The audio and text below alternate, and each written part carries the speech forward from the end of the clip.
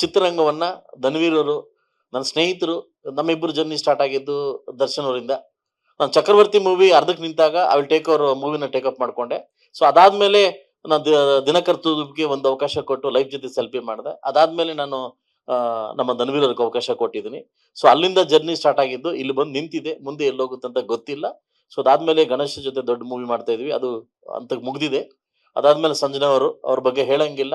ನಮ್ಮ ಸಲಗಾ ಸಂಜನವರಂತೆ ಹೆಸರಾಗಿದೆ. ಇದಾದ್ಮೇಲೆ ನಮ್ಮ ರಘು ಅವರು ಊರು ಬಿಟ್ಟು ಬಂದು ಇಂಜಿನಿಯರ್ ಮಾಡಿ ಕೆಲಸ ಇಲ್ಲದೆ ರೂಮ್ ಹಾಕೊಂಡು ಕತೆ ಬರೀತಾ ಇದ್ದು ನನಗೆ ಅಯ್ಯೋ ಅನಿಸ್ತು. ಈ ತರ ಅವರು ಎಷ್ಟೋ ಲಕ್ಷಾಂತರ ಜನ ಕಾಯ್ತಾ ಇದ್ದಾರೆ ಕರ್ನಾಟಕ. ನನ್ನ ಮನೆಗೆ ನನ್ನ ಆಫೀಸ್ ಬಂದಾಗ ಫಸ್ಟ್ ನಾನು ಕೇಳೋದು, ನೀನು ಊಟ ಮಾಡ್ದ, ಊಟ ಮಾಡು. ನಾನು ಫಸ್ಟ್ ಕೇಳೋದು, ನಿನ್ ಇನ್ಕಮ್ ಏನ್, ನಿನ್ ಮಂತ್ಲಿ ಇನ್ಕಮ್ ಏನ್, ನೀನ್ ಏನ್ ಮಾಡ್ತಿದ್ಯಾ, ಮೂವಿ ಫಸ್ಟ್ ಆಚೆ ಹೋಗು, ಯಾವ್ದನ್ನ ಕೆಲಸ ಮಾಡ್ಕೊಳ್ಳೋ, ಮೂವಿ ಮಾಡ್ಕೊಳ್ಳೋ. ಈಗ ಸಾವಿರಾರು ಜನ ಈ ತರ ವ್ಯಕ್ತಿಗಳು ಕೆಲಸ ಮಾಡ್ತಾ ಇದಾರೆ. ಇವನೊಬ್ಬ ಗೆದ್ರೆ ಲಕ್ಷಾಂತರ ಜನ ಗೆದ್ದಂಗೆ, ಇವನೊಬ್ಬ ಗೆದ್ರೆ ಲಕ್ಷಾಂತರ ಜನ ಗೆದ್ದಂಗೆ. ಲಕ್ಷಾಂತರ ಸಾವಿರಾರು ಜನಕ್ಕೆ ಆಚೆ ಒಂದು ಅವಕಾಶ ಬರುತ್ತೆ ಅನ್ನೋ ಕಾರಣಕ್ಕೋಸ್ಕರವಾಗಿ ಈ ಮೂವಿನ ಕೊಟ್ಟಿದ್ದೀನಿ. ಇನ್ನು ನಾನು ದೊಡ್ಡ ಮಟ್ಟಿಗೆ ಹೇಳಂಗಿಲ್ಲ. ಸೊ ನಾನು ಮೂವಿ ನೋಡಿದ್ದೀನಿ, ನನ್ನ ಪ್ರೊಡ್ಯೂಸರ್ ಕಾಪಿ ನೋಡಿದ್ದೀನಿ. I am happy. ನನ್ನ ಕಣ್ಣಲ್ಲಿ ನೀರು ಬಂತ ಹೊತ್ತು ಕನ್ನಡದಲ್ಲಿ ದ ಫಸ್ಟ್ ಮೂವಿ ಈ ತರ ಮಾಡ್ತೀನಿ ಅಂತ ಒಂದು ಹ್ಯಾಪಿ ಆಯ್ತು. ಇಡೀ ಚಿತ್ರರಂಗಕ್ಕೆ, ಇಡೀ ಪ್ರೇಕ್ಷೆಗೆ ಹೇಳ್ತೀನಿ, ನೀವು ಕೊಡ್ತಕ್ಕಂಥ ಟಿಕೆಟ್ ಹಣಕ್ಕೆ ಖಂಡಿತವಾಗ್ಲೂ ಮೋಸ ಇಲ್ಲ. ಇದಕ್ಕೆ ನಾನು ಗ್ಯಾರಂಟಿ ಕೊಡ್ತೀನಿ ಅಂತ ಹೇಳ್ತಾ, ಇಡೀ ಮಾಧ್ಯಮದವ್ರಿಗೂ, ಈ ಪ್ರತ್ಯಕ್ಷವಾಗಿ ಪರೋಕ್ಷವಾಗಿ ನನ್ನ ಚಿತ್ರಕ್ಕೆ ಕೆಲಸ ಮಾಡ್ತಕ್ಕಂಥ ಎಲ್ಲ ನನ್ನ ಫ್ಯಾಮಿಲಿ ಅಂದ್ರೆ ಮುಗೀತು. ಎಲ್ಲ ಕ್ಯಾಮ್ರಾಮನ್ ಇಂದ ಹಿಡಿದು ಅಸೋಸಿಯೇಟ್ ಇಂದ ಡೈರೆಕ್ಟರ್ಸ್ ಇಂದ ಎಲ್ರಿಗೂ ನಾನು ಇದು ಮಾಡ್ತೀನಿ. ಈ ಮೂವಿನ ಇಲ್ಲಿವರೆಗೂ ತಗೊಂಬಂದಿದ್ದು, ನಾನು ರಾಜಕೀಯದಲ್ಲಿ ಬ್ಯುಸಿ ಆಗಿರ್ತೀನಿ. ನನ್ನ ಬಾಮೈಕ್ಲಾಗಿರ್ತಕ್ಕಂಥ Prashanth and Murali and Prasad and Mahesh is my close friend. ನಾನು ಹೇಳಿದೆ, ನೀನು ಒಳಗಡೆ ಎಂಟ್ರಿ ಆಗಪ್ಪ, ನಾನು ನೋಡ್ಕೊಳಕ್ ಆಗ್ತಾ ಇಲ್ಲ ಅಂತ. ಈಚ್ ಅಂಡ್ ಎವ್ರಿ ಪಾಯಿಂಟ್ ಕೂಡ ಪ್ರಶಾಂತ್, ಇವನು ನಮ್ಮ ಮಹೇಶ್ ಗಮನಿಸಿ ಈ ಚಿತ್ರರಂಗವನ್ನ 27ನೇ ತಾರೀಕು ನಿಮ್ಮ ಮನೆ ಬಾಗಿಲಿಗೆ ಬಿಡ್ತಾ ಇದೀವಿ. ದಯವಿಟ್ಟು ಆರೈಸಿ, ಆಧರಿಸಿ, ನಮ್ಗೆ ಆಶೀರ್ವಾದ ಮಾಡಿ ಅಂತ ಕೇಳ್ತೀನಿ. Thank you. 100% ಆಗಿದೆ.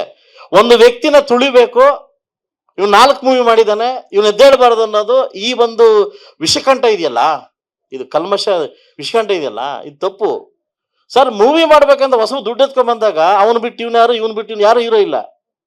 ಯಾರಿದಾರ ಸರ್? ಯಾರ ಕೈ ಸಿಗ್ತಾ ಇದ್ರಲ್ಲಿ ಈಗ? ಯಾರ ಕೈ ಸಿಗ್ತಾರೆ? ದೊಡ್ಡದಾಗ ಇನ್ವೆಸ್ಟ್ ಮಾಡೋ ದೊಡ್ಡದಾಗ ದುಡ್ಡು ಬರ್ತಾ ಇದೆ. ಆಗ ನಿಮ್ ಇಂಡಸ್ಟ್ರಿಗೆ ದೊಡ್ಡವರೇ ಬೇಕಂಗಾರೆ, 100 ಕೋಟಿನೇ ಬೇಕಂಗಾರೆ. ಈಗ ಹಳೆ ಮೂವೀಸ್ ಗೆದ್ದಿಲ್ವಾ? ನಾವು ಒಂದು ತಾಯಿ ಎದೆ ಹಾಲು ಕೊಡ್ತಕ್ಕಂಥವ್ರು ನಾವು ಚಿತ್ರರಂಗದವ್ರು ಕಲ್ಮಶ ಇಲ್ದೆ ಹೊರಟ್ರೆ ಇನ್ನೂ 106 ಜನ ನಿರ್ಮಾಪಕರು ಆಚೆ ಬರ್ಲಿಕ್ಕೆ ಕಾಯ್ತಾ ಇದ್ದಾರೆ. ಬರ್ಬೇಕು ಅವರು.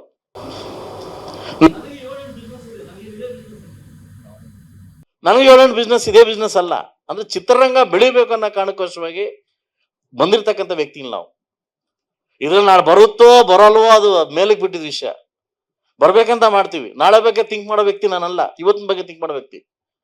ಬಟ್ ಚಿತ್ರರಂಗದಲ್ಲಿ ಈ ಕೆಟ್ಟ ಸಂದೇಶವನ್ನ ಹೋಗ್ಬೇಕು. ಫಸ್ಟ್ ಆಫ್ ಆಲ್ ನಾನು ಪ್ರೇಕ್ಷಕನಾಗಲ್ಲ, ಶಾಸಕನಾಗಿ ಕೇಳ್ತಾ ಇದ್ದೀನಿ ಸರ್. ನಾನು ಬಿಫೋರ್ ಎಲ್ಲ ಮಾಡ್ಕೊಂಡಿದ್ದೀನಿ ಸರ್, ಬಟ್ ನಾನೇನೋ ದೊಡ್ಡ ವ್ಯಕ್ತಿ ಮಾಡ್ಕೊಂಡಿದ್ದೀನಿ ಸರ್. ಚಿಕ್ಕ ವ್ಯಕ್ತಿಗಳು ಏನಾಗಬೇಕಂತ ಪ್ರಶ್ನೆ ಹೇಳೋದು. ನನಗೆ ನೀವು ಕಾಟ ಕೊಟ್ಟವರು ಇನ್ ಚಿಕ್ಕ ಮನೆ ಮಾಟ ಮಾರ್ಕೊಂಡ್ಬಂದ್ರೆ ಸಿನಿಮಾ ಮಾಡ್ಬೇಕಂದ್ರಿಗೆ ಈ ತಕ್ಕ ಉತ್ತರ ಇಲ್ಲಿ ನಿಮ್ಗೆ. ಮಾಡಕ್ಕಿಂತ ಮುಂಚೆ ಯೋಚನೆ ಮಾಡಿ. ನೀವು ಆಚೆಗೆ ಬಿಡಲ್ಲ ನಿಮ್ಮನ್ನ,